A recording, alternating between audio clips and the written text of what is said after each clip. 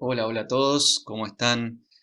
Bueno, ya respirando casi las vacaciones, gracias a Dios, llegando a la mitad del año, ¿no? Increíble que ya estemos en julio de un año que no sé si a ustedes les pasa, pero la sensación es como que nunca llegó a arrancar, tal vez no por el hecho de que se nos modificó mucho la rutina, cuando todo empezaba a marchar normalmente, digamos, allá por marzo, cambió todo y cambió todo en una espera de que pronto íbamos a volver a lo normal. Y bueno, y se fue extendiendo cada vez más. Y así llegamos a julio, ¿no? Un año extremadamente raro este que estamos viviendo. Pero bueno, espero que estén bien, que estén, bueno, que puedan ir avanzando cada uno al ritmo que pueda, que lo pueda ir sosteniendo al ritmo de su cursado, de su estudio y bueno, no solamente de lo que tiene que ver con el profesorado, sino con sus vidas en general. Ojalá que estén todos bien. Bueno, vamos a avanzar hoy un poco más con nuestra materia, con antropología. Y se acuerdan que estuvimos viendo en el último video, estuvimos comentando la última parte en realidad de ese apunte que es sobre la filosofía del ser, ¿no? Y bueno, estuvimos hablando del tema de la metafísica, de las causas, ¿no? De la materia y la forma, de la sustancia y los accidentes, eh, términos que tienen que ver con la filosofía de la naturaleza y con la metafísica, y que uno se puede preguntar, bueno, ¿y para qué esto en una materia de antropología? ¿No? Bueno, justamente hoy se va a empezar a aclarar un poco eso, porque vamos a empezar a ver los dinamismos psicológicos, ¿no? Los dinamismos del alma. Dinamismo es una palabra que viene del movimiento, ¿no? De aquello que cambia y que se mueve, eh, y el alma como, bueno, como principio de vida, este, confiere al compuesto una serie de dinamismos que son dinamismos vitales, ¿no? O sea, movimientos vitales, ciclos de vida, entre los cuales de los más notorios, digamos, es el dinamismo del conocimiento. Y eso es un poco lo que vamos a ver o a empezar a ver hoy. Vamos a trabajar con un apunte que también lo había preparado el profesor titular Mauricio Rohrer, al cual yo lo he sintetizado bastante, pero igualmente, bueno, son 10 páginas que han quedado y de las cuales, bueno, me parece que no tiene sentido hacer una guía de lectura porque esto sí está hecho para esta materia específicamente y bueno, en realidad está, y más ahora que está sintetizado, ya tienen ahí claro lo que tienen que tener en cuenta, digamos, a la hora de preparar el tema, ¿no? Así que bueno, bien, vamos a ir avanzando con esto. Estamos en la unidad 2, como les decía, el primer punto, el punto A era esta la de la filosofía del ser, que ya hablamos, ¿no? Este camino de ir del fenómeno al fundamento. Y hoy lo vamos a empezar a aplicar ya propiamente a nuestro objeto de estudio, ¿no? Al ser humano, desde uno de sus dinamismos más notables, más característicos, más esenciales, que es el tema del conocimiento, ¿no? Pero bueno, antes de acometer directamente este tema, como para irnos introduciendo un poco, ¿no?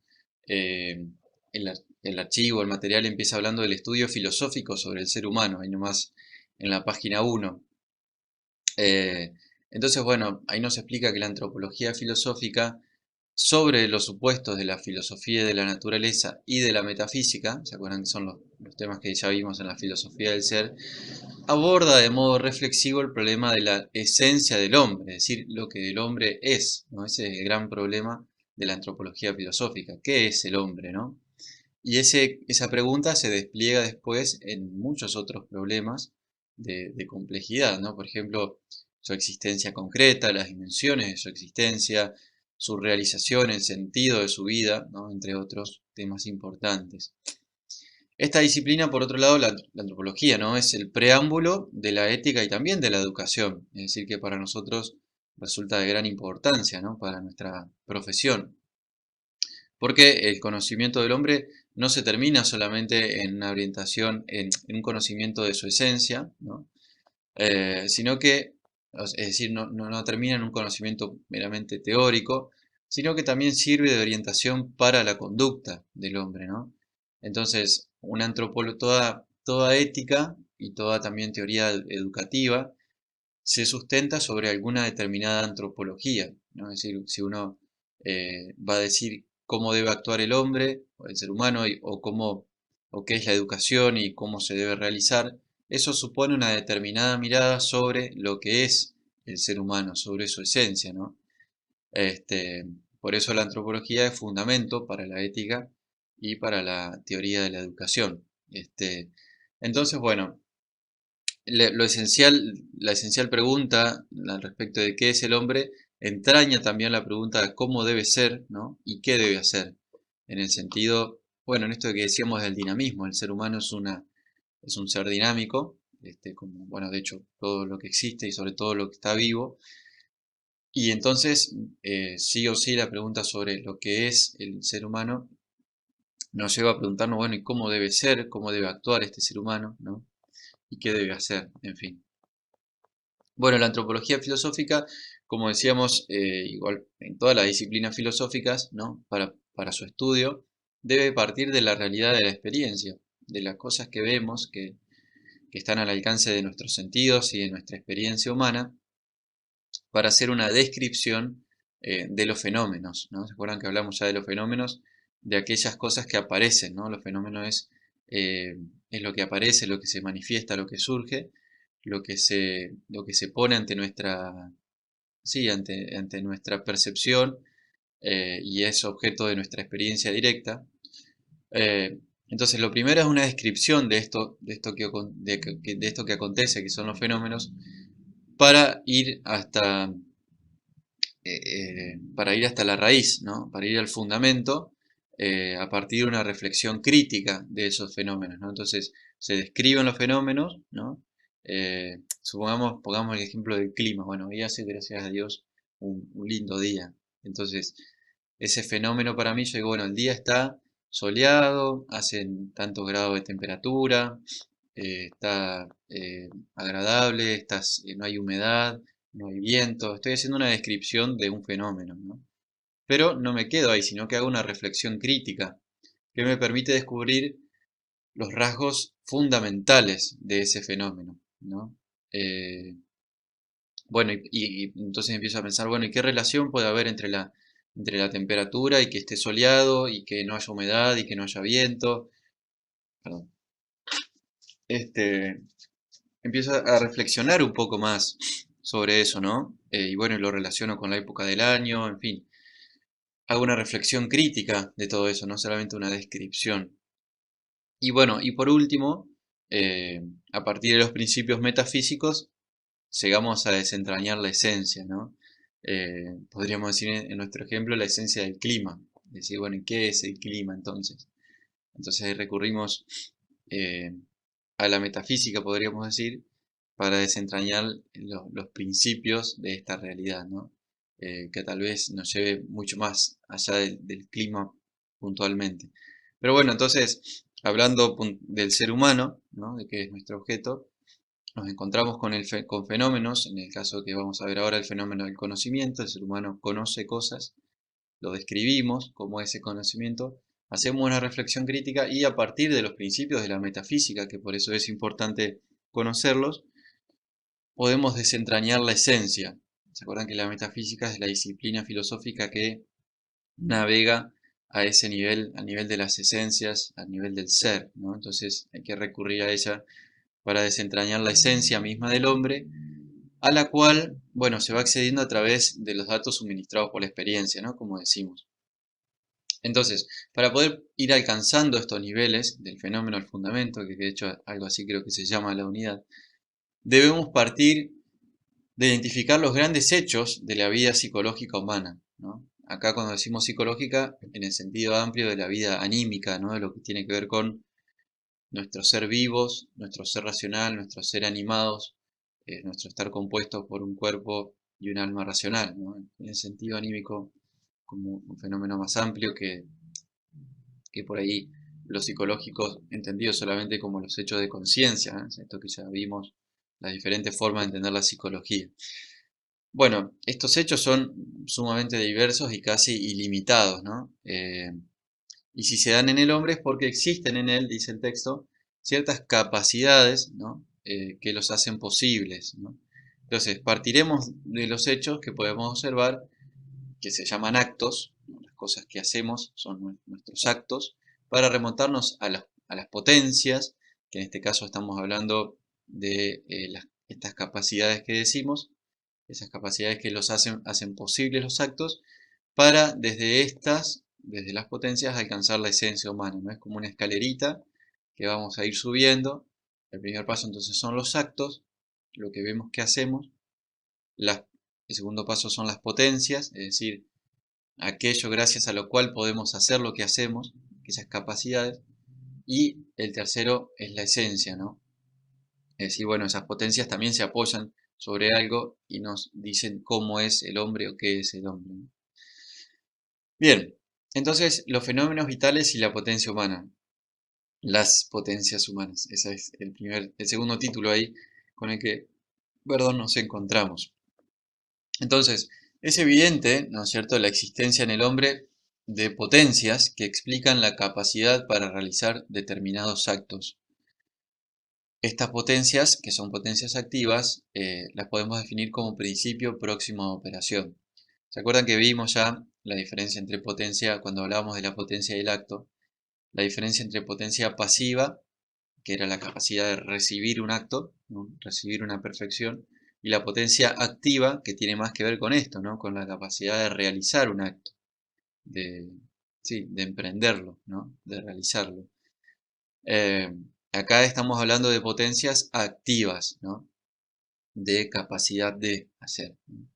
Eh, no de recibir, sino de realizar, de hacer.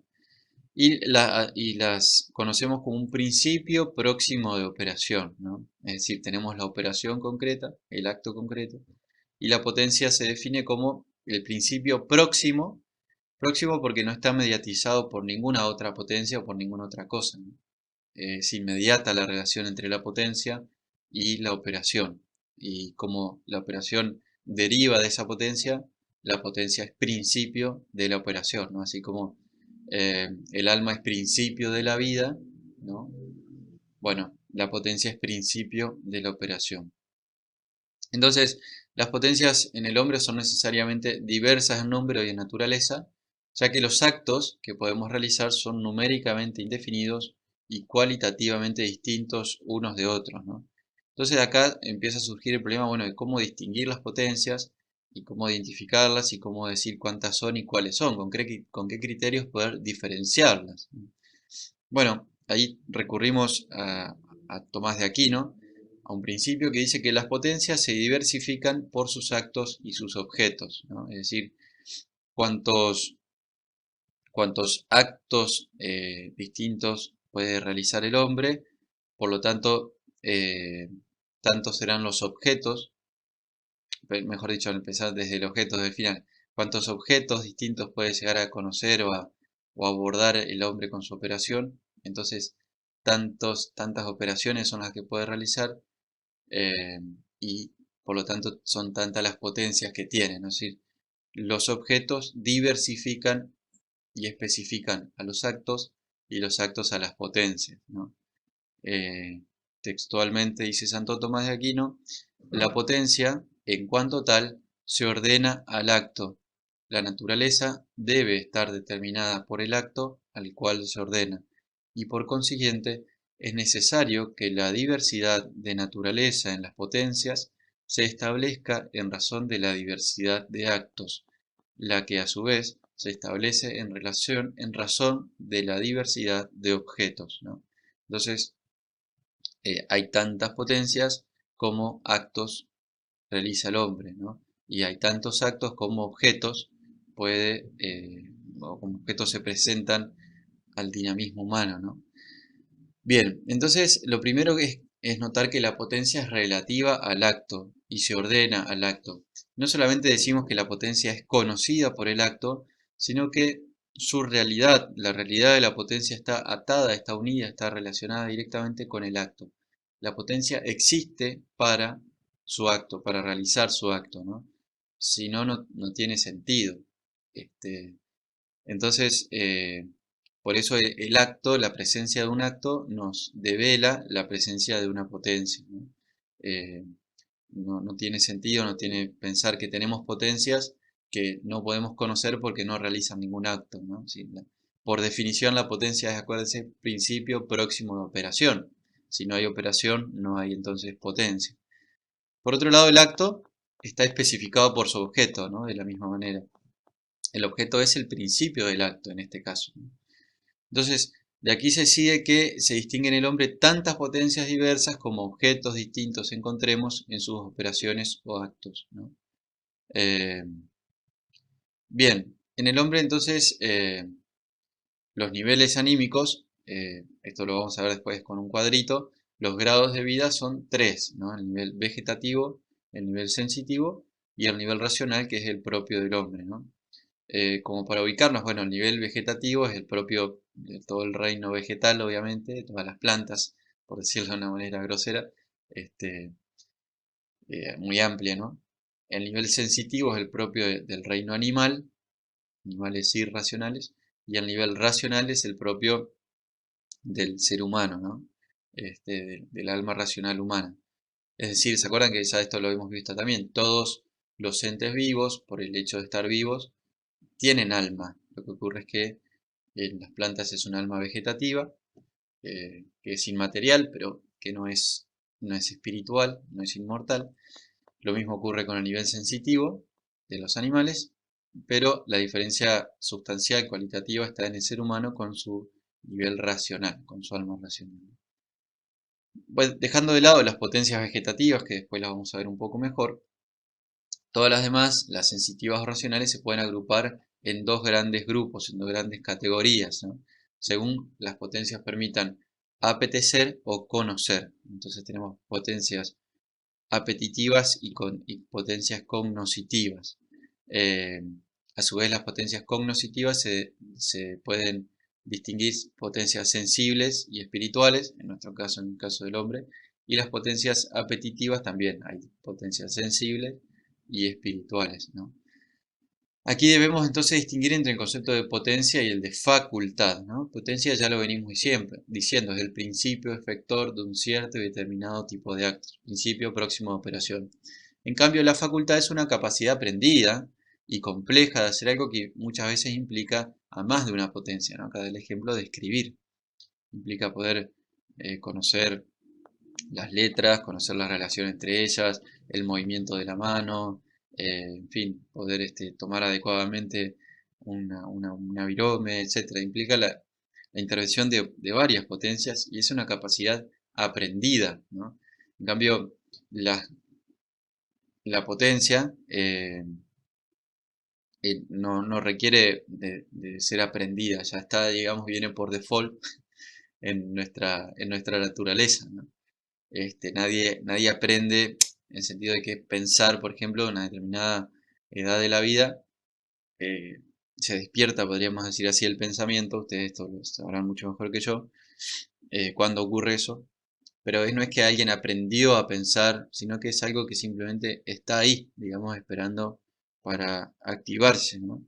Lo mismo a querer o a desear. Después, obviamente que uno puede educarse y perfeccionarse en su capacidad de pensar, de querer, de desear, etcétera. Pero están ahí, digamos, no son capacidades aprendidas en sí mismas. Entonces, ahí van a encontrar un cuadro en la página 3, donde esquematizan los niveles anímicos con la correspondiente distinción de potencias, actos y objetos propios. Este cuadro al principio parece así muy complicado, pero ayuda a entender un poco de todo esto que estamos hablando. En la primera columna se van a encontrar con los tres niveles anímicos que decíamos, ¿no? Nivel racional o espiritual, sensitivo y vegetativo, ¿no? Eh, Empecemos de abajo para arriba. En el nivel vegetativo, las potencias son, o los fenómenos psicológicos, mejor dicho, son tres. La nutrición, el crecimiento y la generación. Fíjense que es lo común, lo que tenemos en común con el reino vegetal, que nos nutrimos, crecemos y generamos, o sea, nos reproducimos o generamos más materia o nos reproducimos, ¿no? Eh, que es muy parecido a esto de nacer, ¿cómo es? Nacer, de crecer, no me acuerdo cómo son esas, desarrollarse, morir, bueno. Lo que pasa es que nacer no es una potencia nuestra, no depende de nosotros, y morir tampoco se considera como un acto de una potencia, sino al contrario, ¿no? Como la desaparición justamente o la desunión del acto de la forma y la materia. Entonces, a esos fenómenos psicológicos le corresponden tres potencias que aquí están denominadas de la misma manera, ¿no? Nutrición, crecimiento y generación. El acto de esas potencias es también nutrirse, crecer y generar. Y los objetos propios de esos actos son los bienes sensibles, arduos y deleitables, dice ahí. Un objeto sensible arduo es aquel que requiere de cierto esfuerzo para poder ser conseguido, ¿no? Y el deleitable es el que uno puede llegar a adquirir o a poseer inmediatamente, ¿no? No sé, yo me siento a comer un plato de comida y lo tengo ahí y como directamente y no necesité mayores esfuerzos para realizar ese acto, ¿no? Eh, entonces es deleitable, así se llama. En cambio, los bienes arduos son aquellos que requieren, bueno, de un cierto esfuerzo para poder alcanzarlos. Eh, en el nivel sensitivo ya encontramos otros, cada uno de estos niveles supone al anterior, es decir, en nosotros, ya lo hemos visto también, es una sola alma, no es que son tres almas, una sola alma que reúne en sí estos tres niveles, el vegetativo, el sensitivo y el racional. En el caso de los animales irracionales, tienen un alma que tiene el nivel sensitivo y vegetativo, ¿no? Entonces, el nivel sensitivo encontramos, ahí sí empezamos a encontrar los dos grandes fenómenos psicológicos, ¿no? Del conocimiento y del apetito, ¿no? Y también aparece la locomoción, distintivo en la mayoría de los animales, el poder desplazarse de un lado a otro. No todos lo pueden hacer, pero sí la mayoría. Pienso en los corales, por ejemplo, yo creo que son clasificados como animales, pero no se pueden desplazar. Bueno, el apetito no es tener hambre, eso les aclaro. El apetito es este fenómeno psicológico de tendencia hacia un bien, ¿no? Yo tiendo hacia un bien, hacia un bien deseable, hacia un bien apetecible, justamente, ¿no? Porque lo considero necesario para mí, para poder completarme de alguna manera. Bueno, entonces tenemos estos tres fenómenos psicológicos, el conocimiento, el apetito y la locomoción. Estamos en la página 3. Bueno, lo primero, la locomoción, la potencia justamente es la potencia locomotora, lo que permite desplazarse, que es el acto, y el objeto es el espacio, ¿no? Ahí se realiza el desplazamiento. Cuando hablamos del apetito ya nos encontramos con una división, ¿no? El apetito irascible y el apetito concupiscible, ¿no? Vieron que hablábamos hoy de los bienes sardos y los bienes deleitables. El acto propio de estas dos potencias es el desear, como decíamos, ¿no? Ahora bien, a veces uno puede desear un bien arduo, un bien que es de difícil conseguirlo, y un bien deleitable, que es más fácil inmediatamente, ¿no? Un bien arduo, eh, no sé, puede ser hacer un asado, supónganse, ¿no? La preparación para poner un ejemplo banal, ¿no? Requiere un cierto esfuerzo, requiere una preparación, cualquier comida en general. Pero una vez que estás preparado, esa comida se transforma en un bien deleitable, porque me siento y lo como. O si viene un invitado, digamos, que no hizo nada, suele pasar, este, se siente y come y para él es un bien deleitable, ¿no? Para ponerlo de esa manera. Eh, pero bueno, también tiene que ver el irascible, el apetito irascible acá, no sé, con los afectos, ¿no? Que, que pueden ser difíciles de sostener, una relación, en fin, es un bien arduo también, ¿no? Es difícil de conseguir. Lo que ocurre es que ahí no es un nivel meramente sensible porque intervienen ahí muchos factores también espirituales, racionales, ¿no? Bueno, eh, pero creo que la diferencia está clara, ¿no? El conocimiento, el fenómeno psicológico del conocimiento a nivel sensitivo, se divide en dos grupos de potencias, ¿no? En sentidos externos y los sentidos internos. Después lo vamos a ir viendo Los sentidos externos ya los conocemos, la vista, el oído, el gusto, el tacto y el olfato. Y en los sentidos internos hay 4, el sentido común, la imaginación, la memoria y la cogitativa. Ya eso sí, vamos a ver más detalladamente qué es cada uno, en otra clase seguramente. El objeto, el acto propio de los sentidos internos es el percibir, ¿no? Para diferenciarlo del sentir. Pero bueno, ellos perciben. Y sus objetos propios son las cualidades sensibles comunes. Creo que también esto ya lo habíamos dicho. Las cualidades sensibles comunes son aquellas que son conocidas por más de una potencia, ¿no? Entonces, la imaginación y la memoria, por ejemplo, comparten muchas veces sus objetos o realizan su acto sobre objetos, cualidades sensibles comunes, ¿no? Yo tengo un recuerdo de algo que me pasó y a la vez tengo una imagen de eso que me pasó, ¿no? Entonces, eh, hay dos potencias, hay la memoria y la imaginación interviniendo juntas sobre un mismo objeto, ¿no? Entonces, por eso son cualidades sensibles comunes, ¿no? En cambio, los sentidos externos, su acto propio es el sentir, ¿no? Sienten, y sus objetos propios son las cualidades sensibles propias. Fíjense que cada sentido tiene su campo de objetos que llega a conocer y a sentir, ¿no? La vista, por ejemplo, ve colores. Con ninguna otra potencia podemos ver los colores, ¿no? Eh, el tacto siente las superficies y siente si algo es rugoso, si es liso, y eso no lo podemos hacer con otra potencia, ¿no? El gusto siente sabores, y así todos, ¿no? El olfato siente olores. Y cuando perdemos el olfato o el gusto, supónganse por alguna razón, no hay otra potencia con la cual podamos reemplazar eso o llegar a conocer esos objetos. Entonces, son cualidades sensibles propias, ¿no? Que están presentes en los entes, en las cosas, y que solamente podemos conocer con una potencia determinada, ¿no? Eh, bien, y cuando pasamos a nivel racional o espiritual, presente exclusivamente en el ser humano, este, o al menos es lo que sabemos hasta el momento. Los fenómenos psicológicos también tenemos de conocimiento y de apetito. Ahí está la aclaración, ¿no? El apetito es la tendencia hacia una perfección o bien. Y entonces acá las potencias ya son dos, ¿no? La inteligencia y la voluntad. El acto propio de la inteligencia es el entender y el acto propio de la voluntad es el querer, ¿no? Eh, el objeto propio de la voluntad es el bien concebido por la inteligencia y el objeto propio de la inteligencia es la esencia de las cosas materiales y también la verdad, ¿no? Entonces la inteligencia entiende la esencia de las cosas materiales, esa es una facultad, es un acto propio de la inteligencia, entender las esencias materiales, y se las presenta de alguna manera a la voluntad, ¿no? Como objeto de su querer, ¿no?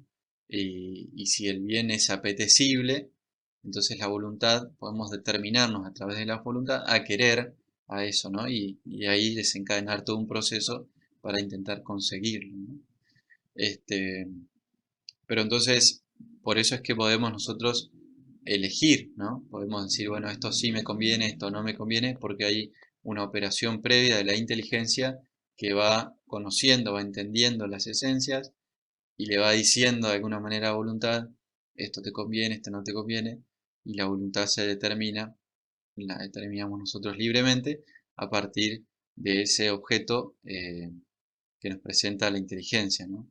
Eh, es decir, en la presencia de la inteligencia se presenta como en la forma de la verdad y en la presencia de la voluntad se transforma en un bien, ¿no? El bien es aquello hacia lo que las cosas tienden, digamos así.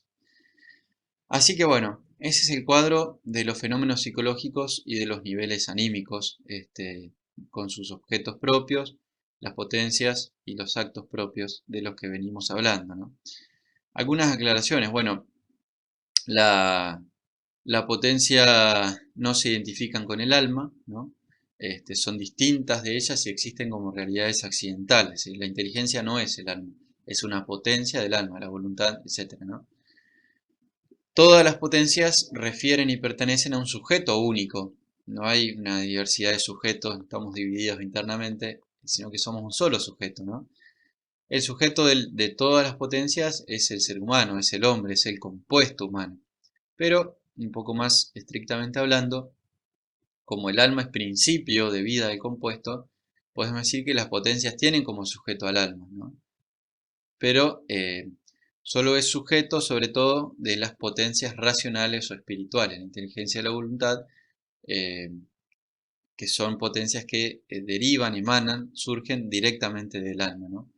Y es principio de las sensitivas y vegetativas que tienen como sujeto al compuesto, ¿no? Al cuerpo animado. Entonces, las potencias sensitivas y vegetativas tienen como sujeto al compuesto, ¿no? A todo el ser humano. Y tienen como principio al alma. Y las potencias racionales o espirituales tienen como sujeto al alma, ¿no? Directamente porque surgen de ella directamente. Eso tiene que ver también con la naturaleza de su acto, ¿no? Que son actos también espirituales eh, que se realizan, bueno, eso, de manera espiritual y no quiero decir independiente, pero que se explican, digamos, su naturaleza se explica por el alma, digamos, por la naturaleza espiritual del alma. Eso lo vamos a ver después más adelante, no quiero ahora mezclar y confundir.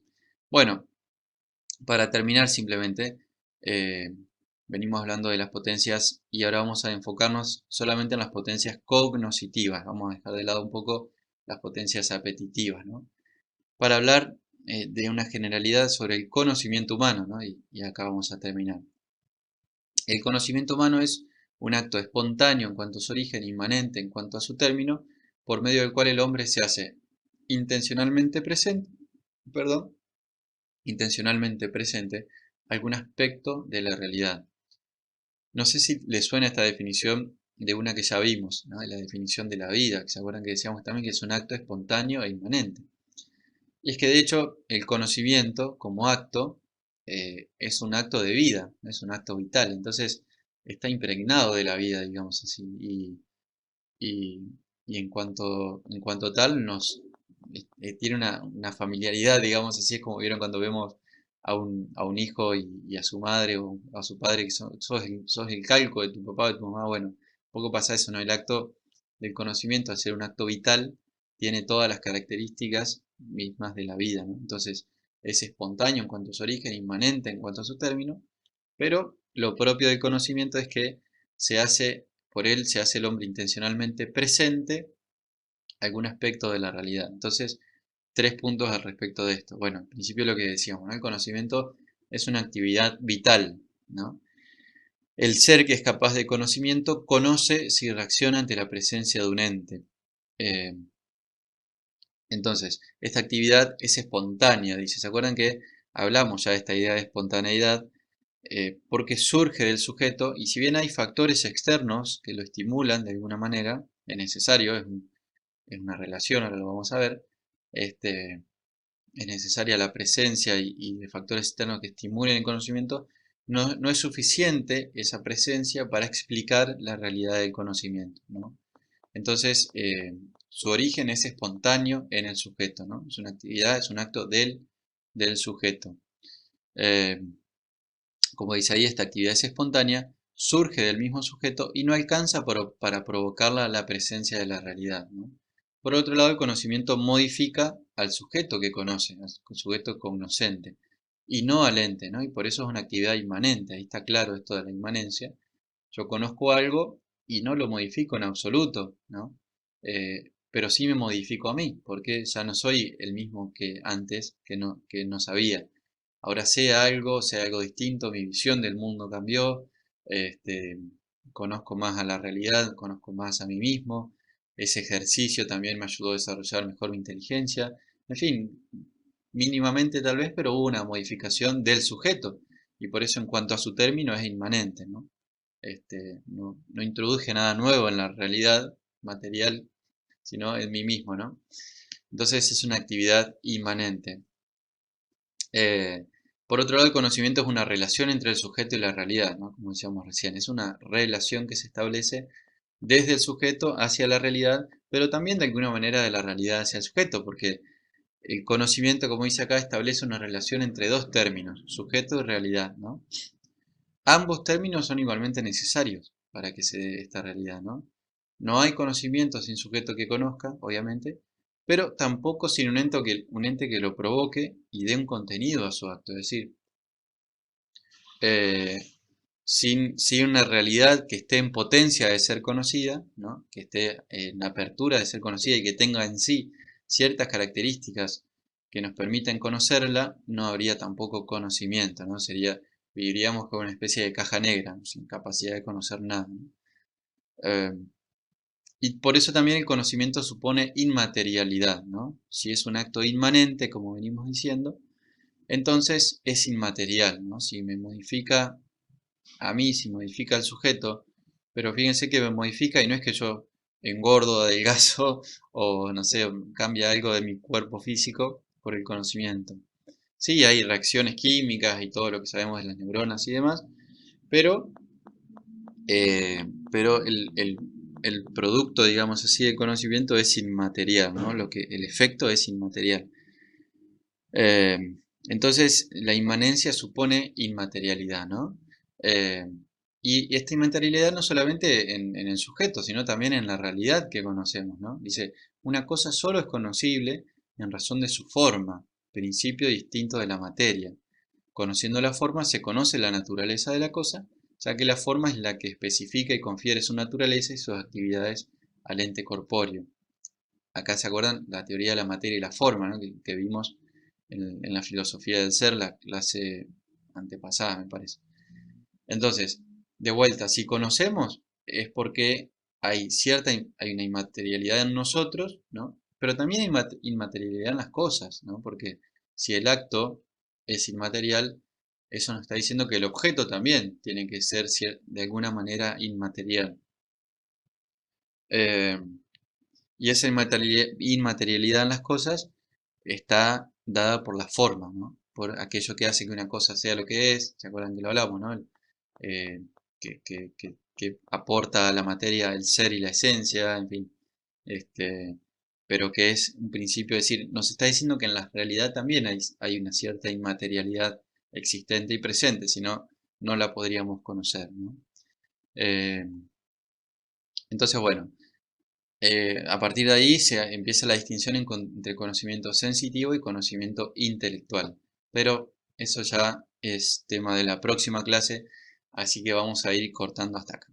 Bien, para hacer una pequeña repetición de todo lo que hemos visto hoy, simplemente hablamos en primer término en general del estudio filosófico sobre el ser humano, ¿no? Y de los pasos que se dan, ¿se acuerdan del fenómeno al fundamento? Es decir, primero describimos los fenómenos, luego los criticamos, los analizamos y después vamos al fundamento, a la esencia. Después hablamos de los fenómenos vitales y las potencias humanas, hablamos de las potencias como principio próximo de operación y que las potencias se diversifican por sus objetos, perdón, por sus actos y los actos por sus objetos. Distinguimos potencia de facultad, vimos el cuadro de los tres niveles anímicos con sus fenómenos psicológicos, sus potencias, actos propios, objetos propios.